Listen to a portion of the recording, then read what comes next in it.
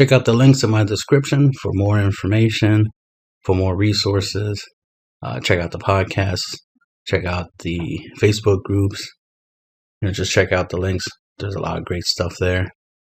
Comment, rate, subscribe, share, like, dislike, whatever you want to do. This is my Hatchhyack Red Burn deck.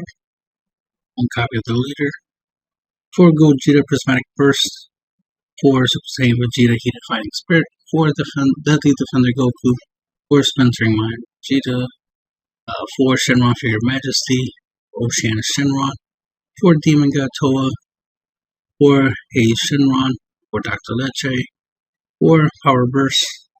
4 Omega Shenron. 4 Sin Shenron. 4 Baby Juvenile Parasite. 4 Jiren Legend of Universe 11. And 4 Vegeta Unison of Might. And 4 Majin Buu Pure Destroyer. Generic 1-drop blocker. You already know what Hatchhyack should do.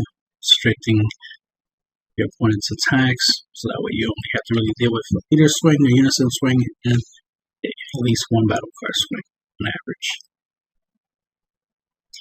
The goal is to get your opponent down to ideally 1 damage and burn them for 1.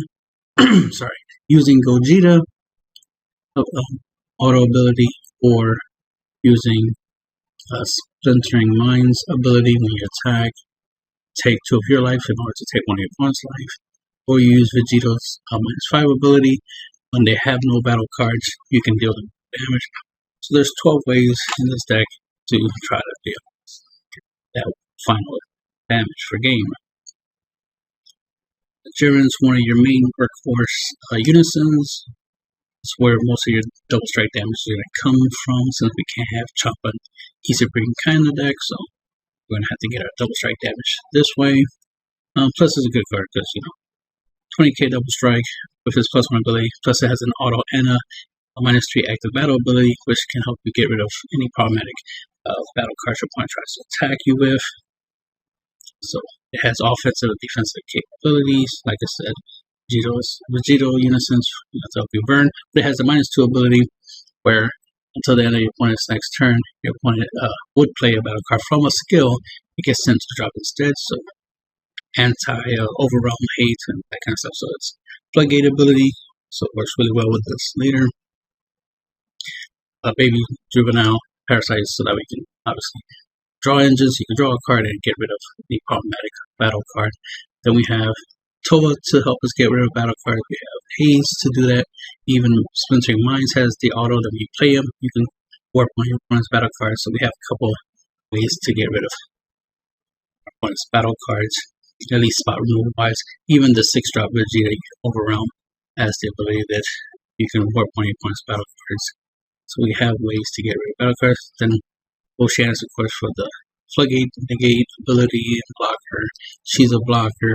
He's a blocker. Plus, he has crit, so you can take advantage of that. This is a reusable blocker. You can bring back for the drop, obviously. We have Power Burst, our Spark and Negate. Shenron Figure Majesty, draw engine right. We draw a card, we untap 2 energy. So we can always have energy up for defense.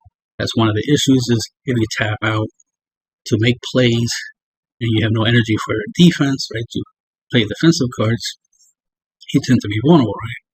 And the idea is to always keep your defense up, so that's where Shenron comes into play. Plus, he combos with other stuff. Deadly Defender, further defense while he's in rest mode. Your opponent has to attack him, and then all you have to do is try to defend him to keep him on the field long enough to, make your opponent's attacks less useful.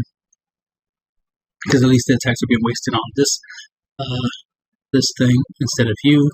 Then, of course, we do have a unison that's a blocker over here with Shenron, so that's really why he's here, mainly just because he's a unison blocker. And then, of course, we have Sin Shenron, because it helps us get rid of at least up to 2 battle cards by minusing them 15k. Also has the ability to -2 to look at our opponent's hand. Let us look at our opponent's hand and take a battle card 25k or less. Comes in handy if we want to get rid of our opponent's, Oceanuses or any battle card negates or anything problematic, maybe super combos, hit with that. But at least being able to look at your opponent's hand, you know what they can and can't do and how much to defend. So that's the important part. Being able to look at their hands to know what they can do will let you prepare your defensive plays so that we can stay in the game longer. Even to a point we could get to turn 10 and just drop this for 10 energy and then burn your point for 1, right? And because you will have black cards by then, you know, you'll be able to warp to 2 of their battle cards by this card's ability. So this gets the red effect, you have red energy, and this gets the black effect because black energy, right? You won't be awakening the leader because you're going to be charging red as soon as turn 1. So that is go. If you want to try to charge 3 black energy at first, and you know, so you can awaken, and then go from there, charging red energy, hey, you do you. Play how you want to play. But mainly I'll just start off with just red energy because the sooner I get the unisons out, the better. Since like I said, Jaren's our main workhorse, so he's gonna be our leader. He's gonna be the one swinging, you know, getting our opponent down to 1 so we can finish him off with Vegito or Gogeta or Splintering Mines. And that's the end of the video.